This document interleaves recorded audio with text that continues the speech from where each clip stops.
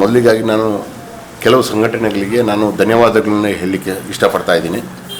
ನಮ್ಮ ಮೊನ್ನೆ ಆದಂಥ 25ನೇ ತಾರೀಕು ಆದಂಥ ಘಟನೆಯಲ್ಲಿ ನಮಗೆ ಭಾಳಷ್ಟು ಮುಂದೆ ಬಂದು ತಮ್ಮಷ್ಟಕ್ಕೆ ನಮಗೆ ಒಂದು ಬಲ ನೀಡಿ ನಮಗೆ ಸಪೋರ್ಟ್ ಮಾಡಿದಂಥವರು IMA ಪುತ್ತೂರೊಂದು, doctors forum Puttur, Indian dental association Puttur, AYUSH federation of India Puttur ಶಾಖೆ, hospital association Puttur, police department Puttur, Karnataka ಸರ್ಕಾರಿ ನೌಕರರ ಸಂಘ ಪುತ್ತೂರು ಶಾಖೆ ಮತ್ತು ಜಿಲ್ಲಾ ಶಾಖೆ ಎರಡು ಕೂಡ, Indian medical association IMA Mangaluru ಮತ್ತು ಸುಳ್ಯ.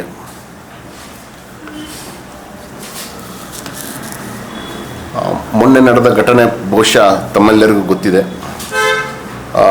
ಡಾಕ್ಟರ್ ಆಶಾ ಪುತ್ತೂರಾಯ್ ಅವರು ಒಂದು ಪ್ರಸವ ನಂತರದ ವಾರ್ಡ್ನಲ್ಲಿ ಅವರು ರೌಂಡ್ಸ್ ಮಾಡುವಾಗ ಅಲ್ಲಿ ಒಂದು ಪೇಷಂಟ್ನ ನವಜಾತ ಶಿಶು ಜೊತೆಗೆ ಆ ಬೆಡ್ಡಿನಲ್ಲಿ 4 ಜನ ಕೂತಿದ್ರು. ಮೊದಲಿಗೆ ನಾನು ಹೇಳಬೇಕಂತಂದರೆ ಆ ವಾರ್ಡ್ಗೆ ಆ್ಯಕ್ಚುಲಿ ಗಂಡಸರಿಗೆ ಎಂಟ್ರಿಗೆ ಅವಕಾಶ ಇಲ್ಲ.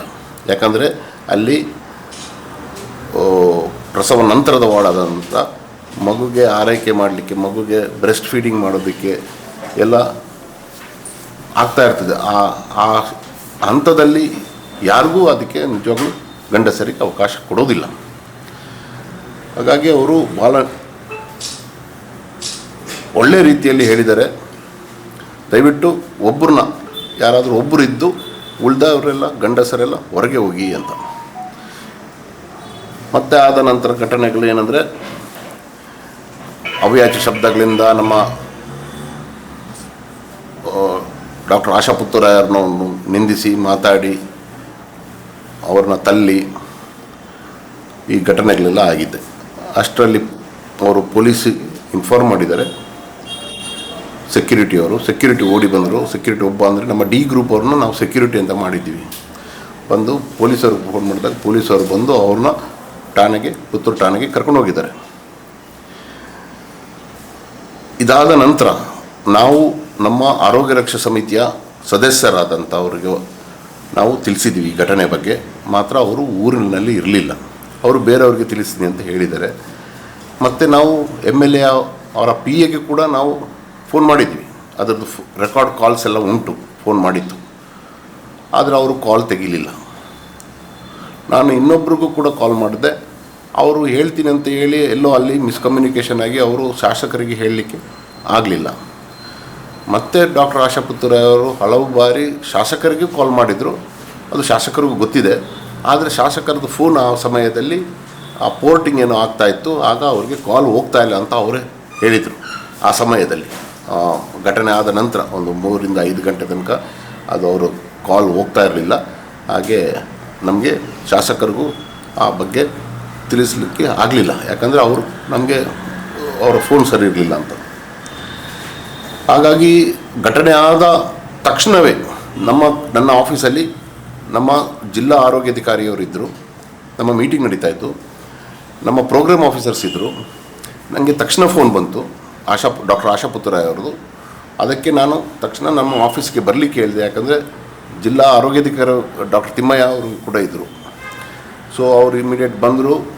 ನಾವು ಒಂದು 10 ನಿಮಿಷ ಮಾತಾಡಿದ್ವಿ ಈ ಘಟನೆಯ ಬಗ್ಗೆ. ಮತ್ತು ಪೊಲೀಸ್ ಕಂಪ್ಲೇಂಟ್ ಕೊಡುವಂಥದ್ದು ಒಂದು ತೀರ್ಮಾನಕ್ಕೆ ಬಂದ್ವಿ. ಅದಾದ ನಂತರ ಇಲ್ಲಿ ಒಂದು ಲೆಟ್ರ್ ಟೈಪ್ ಮಾಡಿದರು. ಕಂಪ್ಲೇಂಟ್ ಟೈಪ್ ಮಾಡಿಬಿಟ್ಟು ಕಂಪ್ಲೇಂಟ್ನ ಕೊಟ್ಟು ಮತ್ತೆ ಸ್ಟೇಷನ್ಗೆ ಹೋದ ನಂತರ ಕೆಲವೊಂದು ಆ ಕಂಪ್ಲೇಂಟಲ್ಲಿ ಒಂದು ತಿದ್ದುಪಡಿ ಮಾಡಬೇಕು ಅಂತ ಪೊಲೀಸವರು ಹೇಳಿದರು. ಅಂದರೆ ಕೆಲವೊಂದು ಬರೆಯೋದು ಇದು. ಸೊ ಅದರಲ್ಲಿ ನಮಗೆ ಸಾಧಾರಣ 1 ಗಂಟೆ ಆಯಿತು. ಸಾಧಾರಣ 4 ಗಂಟೆ ಆಗುವಾಗ ನಾವು ಪೊಲೀಸ್ ಕಂಪ್ಲೇಂಟು ನಾವು FIR ರಿಜಿಸ್ಟರ್ ಮಾಡಿದ್ವಿ. ಇದ್ರ ಬಗ್ಗೆ ನಾವು ನಮ್ಮ ಸಂಘಟನೆಗೆ ಮಾತ್ರ ಹೇಳಿರೋದು. ನಮ್ಮ KGMI ಸಂಘಟನೆಗೆ ನಾವು ಹೇಳಿದ್ವಿ ಈ ಥರ ಘಟನೆ ಆಗಿದೆ, ಈ ಥರ ಕಂಪ್ಲೇಂಟ್ ಕೊಟ್ಟಿದ್ದೀವಿ ಅಂತ. ಅದಾದ ನಂತರ ನಾವು ವಾಪಸ್ಸು ನಮ್ಮ ಕೆಲಸವನ್ನು ಶುರು ಮಾಡಿದ್ವಿ. ನಾವು ಎಲ್ಲೂ ಸ್ಟಾಪ್ ಮಾಡಿಲ್ಲ, ಕೆಲಸ ಶುರು ಮಾಡಿದ್ವಿ. ಅದಾದ ನಂತರ ರಾತ್ರಿ ವೇಳೆ ನನಗೆ ಒಂದು 9:30 ಗಂಟೆಗೆ ಕಾಲ್ ಬಂತು, ಹೀಗೆ ನಾವು ಜಮಾಯಿಸಿದ್ದೀವಿ ಇಲ್ಲಿ ಸ್ಟೇಷನ್ ಮುಂದೆ, ಪೊಲೀಸ್ ಸ್ಟೇಷನ್ ಮುಂದೆ. ನನಗೆ ಗೊತ್ತೇ ಇಲ್ಲ ಅದಕ್ಕೆ ಕಾರಣ ಏನು ಅಂದರೆ ನಾವು ಅವ್ರನ್ನ ಅರೆಸ್ಟ್ ಮಾಡಿಸ್ಬೇಕು ಅಂತ. ಇದರಲ್ಲಿ ನಾನು ಮಾಧ್ಯಮದ ಮುಖಾಂತರನೇ ನನಗೆ ಗೊತ್ತಾಗಿದ್ದರು, ಇದರಲ್ಲಿ ಕೆಲವೊಂದು ರಾಜಕೀಯ ವ್ಯಕ್ತಿಗಳು ಕೂಡ ಸೇರಿಕೊಂಡಿದ್ರು ಅಂತ. ನಾನು ಸ್ಪಷ್ಟವಾಗಿ ಹೇಳಲಿಕ್ಕೆ ಇಷ್ಟಪಡ್ತೀನಿ, ನಮ್ಮ ಸಂಘಟನೆ ಯಾವ ಪಕ್ಷಕ್ಕೂ ಪೊಲಿಟಿಕಲ್ ಪಾರ್ಟಿಗೂ ಸೇರಿಲ್ಲ. ನಮ್ಮಲ್ಲಿ ನಮ್ಮ ವೈದ್ಯರು ಎಲ್ಲ ಮತದವರು ಇದ್ದಾರೆ, ಎಲ್ಲ ಜಾತಿಯವರು ಇದ್ದಾರೆ. ನಮ್ಮನ್ನು ದಯವಿಟ್ಟು ಯಾವ ಒಂದು ರಾಜಕೀಯ ಬಣ್ಣ ಹಚ್ಚದೆ ಇದು ನೋಡಬೇಕು ಅಂತ ನಾನು ಕೇಳ್ಕೊಳ್ತೀನಿ. ಯಾಕಂದರೆ ಇತ್ತೀಚಿನ ದಿನದಲ್ಲಿ ಬೇರೆ ಬೇರೆ ರೀತಿಯಲ್ಲಿ ನಮ್ಮ ವೈದ್ಯರಿಗೆ ಒಂದು ಸ್ವಲ್ಪ ಸೋಷಲ್ ಮೀಡಿಯಾದಲ್ಲಿ ಇದು ಬರ್ತಾ ಇದೆ. ಹಾಗಾಗಿ ಇದು ತುಂಬ ನಮಗೆ, ಯಾಕಂದರೆ ನಾವು ಟ್ರೀಟ್ ಮಾಡುವಾಗ, ಒಂದು ಪೇಷಂಟ್ನ ಟ್ರೀಟ್ ಮಾಡುವಾಗ ಅವರು ಜಾತಿ ಮತ ಕೇಳದೆ ಟ್ರೀಟ್ ಮಾಡ್ತಾಯಿದ್ವಿ. ಇವತ್ತು ಬಂದು ನೋಡ್ಬೋದು ಎಷ್ಟು ಜನದವ್ರು ಇದ್ದಾರೆ, ನಾವು ಹೇಗೆ ಟ್ರೀಟ್ ಮಾಡ್ತಿದ್ವಿ ಅಂತ. ಯಾರಿಗೂ ನಾವು ಮಾಡುವಂಥ ಟ್ರೀಟ್ಮೆಂಟ್ ಬಗ್ಗೆ ಒಂದು ಚೂರು ಕೂಡ ಅವ್ರಿಗೆ ತಪ್ಪು ಅನಿಸಿಲ್ಲ. ಎಲ್ಲ ಸಮಾಧಾನಕಾರಿಯಾಗಿದೆ ನಮ್ಮ ಕೆಲಸಗಳು. ಅದು ಸರ್ಕಾರಿ ಆಸ್ಪತ್ರೆ ಪುತ್ತೂರು ನಮ್ಮ ರಾಜ್ಯದಲ್ಲೇ ಒಂದು ಉತ್ತಮ ಸ್ಥಾನದಲ್ಲಿ ಇರುವಂಥ ಆಸ್ಪತ್ರೆ ಅಂತ ಹೇಳಲಿಕ್ಕೆ ಇಷ್ಟಪಡ್ತೀನಿ. ಎಲ್ಲ ರೀತಿಯಲ್ಲೂ ಡೆಲಿವರೀಸ್ ಆಗೋದ್ರಲ್ಲಿ, ಸರ್ಜರೀಸ್ ಆಗೋದಂಥದ್ರಲ್ಲಿ, ಔಟ್ ಪೇಷಂಟು ಹೊರ ರೋಗಿಗಳ ಇದು ದಿನಕ್ಕೆ 500-600 ಪೇಷಂಟ್ ಅಷ್ಟು ನೋಡುವಂಥ ಆಸ್ಪತ್ರೆ ಇದಾಗಿದೆ. ನಾವು ಕೆಲಸ ಮಾಡ್ತಾ ಇರೋದು ಒಂದು ಸರ್ಕಾರಿ ಹುದ್ದೆಯಲ್ಲಿ ಇದ್ದೀವಿ. ಒಂದು ಸ್ಥಾನಮಾನ ನಮಗೆ ಸರ್ಕಾರ ಕೊಟ್ಟಿದೆ. ನಾವು ಸರ್ಕಾರದ ಆದೇಶಗಳೇನಿದೆ ಆ ಆದೇಶದ ಮೇರೆಗೇ ನಾವು ಕೆಲಸ ಮಾಡೋದು. ಅದಕ್ಕೆ ಮೀರಿ ನಾವು ಕೆಲಸ ಮಾಡಲಿಕ್ಕೂ ಇಲ್ಲ, ಬೇರೆ ರೀತಿಯಲ್ಲಿ ಯಾವ ರೀತಿಯಲ್ಲೂ ನಾವು ಮಾಡುವಂಥದ್ದು ಇಲ್ಲ.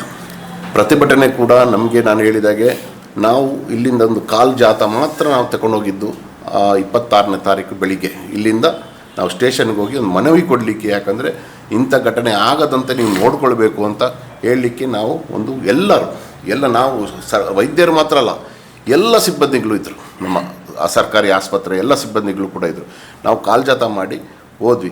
ನಾವು ಹೋಗುವಾಗ ಸ್ಟೇಷನ್ ಮುಂದೆ ಮಾತ್ರ ಅದು ಪರಿಸ್ಥಿತಿ ಬೇರೆದೇ ಇತ್ತು. ಆಗಲೇ ತುಂಬ ಜನ ಸೇರಿದರು, ವೈದ್ಯರುಗಳು ಸೇರಿದರು, ಖಾಸಗಿ ವೈದ್ಯರು ಸೇರಿದರು. ಅದೇ ರೀತಿ ಕೆಲವು ಅಲ್ಲೂ ಕೂಡ ಒಂದು ಸ್ವಲ್ಪ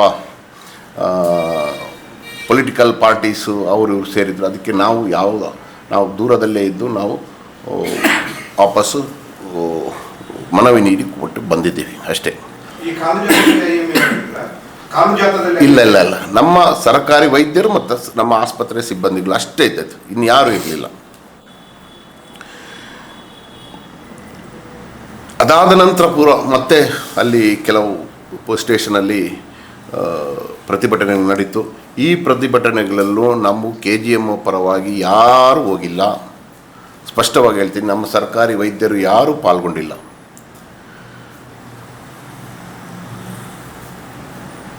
ನಮಗೆ ಸಮಸ್ಯೆ ಆಗ್ತಾ ಇರೋದು ಈಗ ಇದು ಮೊದಲನೇ ಘಟನೆ ಅಲ್ಲ. ನಾನು ಒಂದು ಹೇಳಲಿಕ್ಕೆ ಇಷ್ಟಪಡ್ತೀನಿ, ನಾವು ಕಂಪ್ಲೇಂಟ್ ಇದಕ್ಕಿಂತ ಮೊದಲು ಕೂಡ ಕೊಟ್ಟಿದ್ದೀವಿ, FIR ಮಾಡಿದ್ದೀವಿ. ಬಹುಶಃ ನಿಮಗೆ ಗೊತ್ತಿರ್ಬೋದು, 6 ವರ್ಷ ಹಿಂದೆ 2019 ನಮ್ಮಲ್ಲಿ ಡಾಕ್ಟರ್ ಅರ್ಚನಾ ಕರಿಕಾಲ ಅಂತ ಡಾಕ್ಟರ್ ವೈದ್ಯರಿದ್ದರು, ಒಳ್ಳೆ ವೈದ್ಯರು, ಪೀಡಿಯಾಟ್ರಿಷಿಯನ್, ಮಕ್ಕಳ ತಜ್ಞರು. ಅವರು ಡ್ಯೂಟಿಯಲ್ಲಿದ್ದಾಗ ಮಾಜಿ ಜಿಲ್ಲಾ ಪಂಚಾಯಿತಿ ಅಧ್ಯಕ್ಷರಾದಂಥ ಮೀನಾಕ್ಷಿ ಶಾಂತಿಗೌಡವರು ಬಂದು ಅವ್ರಿಗೆ ಒಂದು ಸ್ವಲ್ಪ ಅವಾಚ್ಯ ಶಬ್ದಗಳಲ್ಲಿ ಬೈದಾಗ ನಾವು ಅವರ ಮೇಲೆ ಕೂಡ ಕಂಪ್ಲೇಂಟ್ ಮಾಡಿದ್ವಿ. ನಾವು ಯಾವ ರಾಜ್ಯ ಪಕ್ಷ ಇಲ್ಲ, ಯಾವ ಸರ್ಕಾರ ಇದೆ ಅಂತ ನೋಡಿ ಅಂತಲ್ಲ, ನಮ್ಮ ವೈದ್ಯರಿಗೆ ನೊಂದಾಗ ನಾವು ನಮ್ಮ ಸಂಘದಲ್ಲಿ ನಾವು ಅವರ ಪರವಾಗಿ ನಿಲ್ಲೋದು ಸಹಜ. ಅವರ ಮೇಲೆ ಕೂಡ FIR ಮಾಡಿದ್ವಿ. ಆ ಕಾಪಿ ಇನ್ನೂ ಕೂಡ ನನ್ನ ಹತ್ರ ಇದೆ. ಅದಾದ ನಂತರ ಅದು ಅವರು ಸಮಜಾಯಿಸಿ ಅವರೊಂದು ಕ್ಷಮಾಯಾಚನೆ ಮಾಡಿದ ನಂತರ ನಾವು ಅದನ್ನು ಬಿಟ್ಟು, ಇದಕ್ಕೂ ಈ ಕೇಸಲ್ಲೂ ನಮಗೆ ಅಷ್ಟೇ ಬೇಕಿದ್ದಿದ್ದು. ನಮಗೆ ಅಂದರೆ ಇಂಥ ಘಟನೆಗಳು ದಿನನಿತ್ಯ ನಮ್ಮ ಸರ್ಕಾರಿ ಆಸ್ಪತ್ರೆಗಳಲ್ಲಿ ಆಗ್ತಾ ಇದೆ ಅನ್ನೋದಂಥದ್ದು ಎಲ್ಲರಿಗೂ ಗೊತ್ತಾಗಬೇಕು, ಪಬ್ಲಿಕ್ಕಿಗೆ ಗೊತ್ತಾಗಬೇಕು ಅಂತ ಹೊರತು ಇನ್ನೇನು ಬೇರೆ ವಿಷಯದಲ್ಲ. ನಾವು ಅರೆಸ್ಟ್ ಅಂದರೆ ಇದು ಕಾಗ್ನಿಸಿಬಲ್ ಅಫೆನ್ಸ್ ಆಯಿತು. ಯಾಕಂದರೆ ಅವರು ಹೊಡೆಯೋಕ್ಕೆ ಬಂದದ್ದು ಮತ್ತು ಸರ್ಕಾರಿ ನೌಕರನಿಗೆ ಅಡ್ಡಿಪಡಿಸಿದ್ದು. ಅದು ಬೇಲ್ ಆಗ್ತದೆ. ಮತ್ತು ಫಸ್ಟು ಒಂದು ಇದು ಇವಾಗ BNS ಕಾಯ್ದೆಯಲ್ಲಿ ಒಂದು ಸ್ವಲ್ಪ ಚೇಂಜಸ್ ಇದೆ.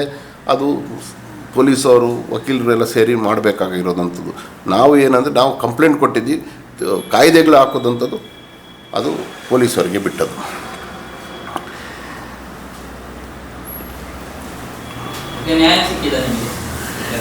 ನಾವು ಇವತ್ತು ಕೂಡ ಸರ್ಕಾರಿ ಆಸ್ಪತ್ರೆಯಲ್ಲಿ ನಾವು ಕಪ್ಪು ಪಟ್ಟಿ ಹಾಕಿ ನಾವು ಕೆಲಸ ಮಾಡ್ತಾಯಿದ್ದೀವಿ.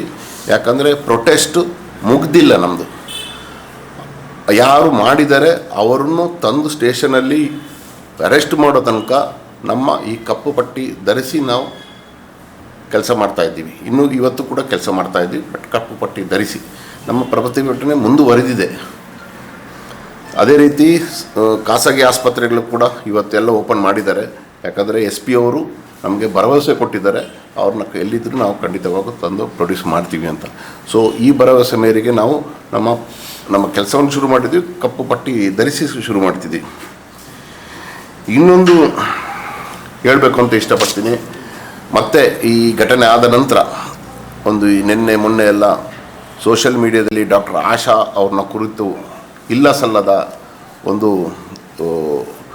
ಬೇಡದಂಥ ಶಬ್ದಗಳನ್ನು ಹಾಕಿ ಅವ್ರನ್ನ ನಿಂದನೆ ಮಾಡುವಂಥದ್ದು ಕೆಲಸ ಆಗ್ತಾಯಿದೆ. ಇದು ಯಾವ ವೈದ್ಯರಿಗೂ ಒಂದು ಆ ಸ್ಫೂರ್ತಿ ಕೊಡ್ತಾಯಿಲ್ಲ ಕೆಲಸ ಮಾಡಲಿಕ್ಕೆ. ನಿಷ್ಪಕ್ಷವಾಗಿ ಅವ್ರು ಕೆಲಸ ಮಾಡಿದ್ದಾರೆ, ಭ್ರಷ್ಟಾಚಾರ ರಹಿತ ಕೆಲಸ ಮಾಡಿದ್ದಾರೆ. ತಾಲೂಕು ಆಸ್ಪತ್ರೆ ಒಂದು ಉತ್ತಮ ಸ್ಥಾನಕ್ಕೆ ಬರಲಿಕ್ಕೆ ಕಾರಣನೂ ಕೂಡ ಅವರು. ಅಂಥ ವೈದ್ಯರ ಮೇಲೆ ಕೂಡ ಈ ಥರ ಮಾಡ್ತಾರೆ ಅಂದರೆ ಯಾವ ಸರ್ಕಾರಿ ವೈದ್ಯರು ನಿಷ್ಠೆಯಿಂದ ಕೆಲಸ ಮಾಡಲಿಕ್ಕೆ ಪಡೋದಿಲ್ಲ. ಇದೊಂದು ಕೂಡ ಒಂದು ಭಾಳ ಬೇಜಾರಾದ ಸಂಗತಿಯಾಗಿದೆ ನಮಗೆ. ಅದೇ ರೀತಿ ನಮ್ಮ ಎಲ್ಲ ವೈದ್ಯರು, ಸರ್ಕಾರಿ ವೈದ್ಯರು ಮತ್ತು ನಮ್ಮ ಸಿಬ್ಬಂದಿಗಳು, ನಮ್ಮ D ಗ್ರೂಪ್ ಇರಲಿ, ಡ್ರೈವರ್ಗಳಿರಲಿ, ಸ್ಟಾಫ್ ನರ್ಸ್ ಇರಲಿ, ಎಲ್ಲರೂ ಡಾಕ್ಟರ್ ಆಶಾ ಪುತ್ತೂರಾಯರು ಒಂದು ಆಡಳಿತ ವೈದ್ಯಾಧಿಕಾರಿಯಾಗಿಯೇ ಮುಂದುವರಿಸಬೇಕು ಅಂತ ನನ್ನಲ್ಲಿ ಕೋರಿದ್ದಾರೆ. ಹಾಗಾಗಿ ಸದ್ಯದಲ್ಲಿ ಮಾನಸಿಕ ಒಂದು ಸ್ವಲ್ಪ ಖಿನ್ನತೆಯಿಂದ ಅವರು ಇವತ್ತು ಒಂದು 4 ದಿನ ರಜೆ ಹಾಕಿದ್ದಾರೆ. ಯಾಕಂದರೆ ಇದರಿಂದ ಇಷ್ಟೊಂದು ಘಟನೆಯಾಗಿ ಅವರು ಒಂದು ಸ್ವಲ್ಪ ಆರಾಮದಲ್ಲಿ ಇರಲಿ ಅಂತ ನಾವು ಅವ್ರಿಗೆ ಹೇಳಿ ಅವರು ರಜದಲ್ಲಿದ್ದಾರೆ. ಈಗ ಡಾಕ್ಟರ್ ಯದುರಾಜ್ ಅವರು ಆಡಳಿತ ವೈದ್ಯಾಧಿಕಾರಿ ಆಗಿದ್ದಾರೆ. ಆದರೂ ಕೂಡ ಇಂಥ ಒಂದು ಸೋಷಿಯಲ್ ಮೀಡಿಯಾದಲ್ಲಿ ಈ ಥರ ಏನು ಸಬ್ಸ್ಟ್ಯಾನ್ಸ್ ಇಲ್ಲದೆ ಮಾಡೋದಂಥದ್ದು ಬಹಳ ತಪ್ಪು.